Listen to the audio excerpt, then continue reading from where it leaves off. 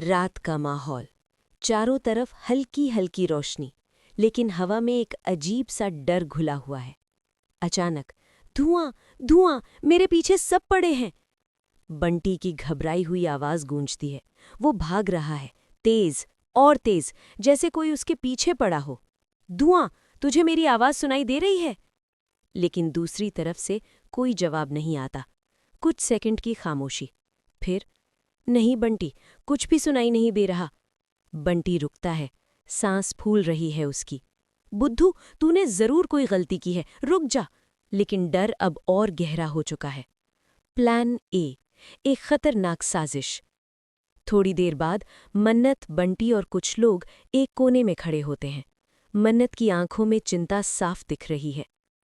मैं काफी देर से एक ही बात सोच रही हूं, वो धीमी आवाज में बोलती है। आरजू का असली चेहरा सबके सामने लाने का बस एक ही मौका है। सब उसकी तरफ देखने लगते हैं, और वो मौका है मेहंदी का फंक्शन।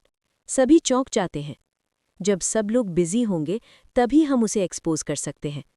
बंटी थोड़ा घबराते हुए कहता है, पर हम उसके कमरे में कैमरा लगाएंगे कैसे? मन्नत गहरी सांस लेती है। मुझे पूरा यकीन है, यूवी और दुआ को फ्रीजर में उसी ने बंद किया था। ये सुनकर सबके होश उड़ जाते हैं। लेकिन बिना सबूत के हम कुछ नहीं कर सकते। उसकी आवाज़ अब और सख्त हो जाती है, और हमें ये सबूत बहुत जल्दी चाहिए। उधर बंटी और दुआ अलग खड़े होते हैं। बंटी गुस्से में कहता है, उस स्टोन वाली दादी ने तुझे हर्ट करने की कोशिश की। मैं अभी जाकर पूछता हूं उनसे। दुआ तुरंत उसे रोक लेती है। नहीं बंटी, मम्मा ने क्या कहा था, सब कुछ सीक्रेट रखना है। बंटी थोड़ा शांत होता है। दुआ आगे कहती है, हमें मम्मा पापा की हेल्प करनी है, बिना किसी को बताए। दोनों एक दूसरे को देखते हैं, और फिर दुआ मुस्कुराती है। हम खुद कैमरा लगाएंगे। बंटी की आंखें चमक उठती हैं। मतलब सीक्रेट मिशन? दुआ सिर हिलाती है। हाँ, मिशन स्टोन वाली दादी। दोनों धीरे धीरे हंसते हैं, लेकिन ये हंसी आने वाले खतरे से अनजान है।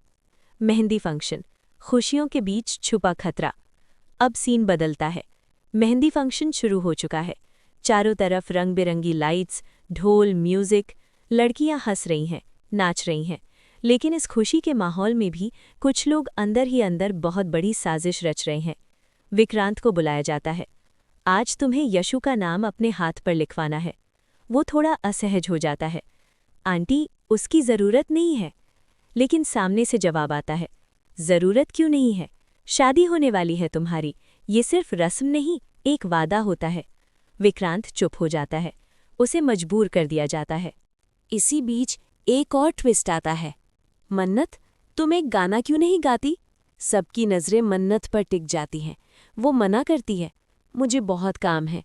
लेकिन दुआ आ जाती है, मम्मा प्लीज़, मेरे लिए। मन्नत उसकी आंखों में देखती है और हार जाती है। स्टेज पर जाती है, माइक पकड़ती है और गाना शुरू होता है। उसकी आवाज़ में दर्द है। हर शब्द दिल को छू रहा है। ऐसा लग रहा है जैसे वो अपने टूटे हुए दिल की कहानी सुना रही हो।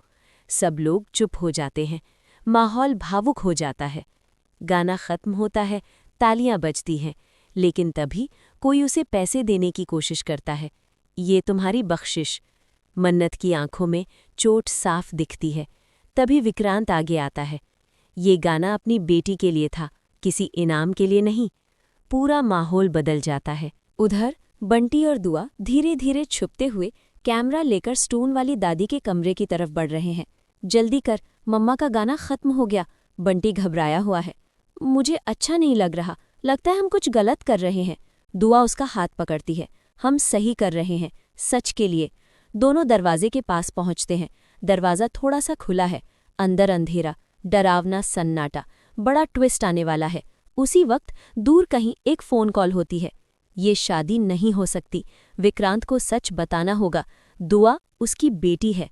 ये सुनते ही कहानी पूरी तरह पलटने वाली है। और बस दोस्तों, यहीं से कहानी लेने वाली है एक खतरनाक मोड़। क्या बंटी और दुआ अपने मिशन में कामयाब हो पाएंगे? क्या आरजू का सच सबके सामने आएगा? और सबसे बड़ा सवाल, क्या विक्रांत को दुआ का सच पता चल पाएगा? ये जानने के लिए जुड़े रहिए इस कहानी के अगले पार्ट के साथ।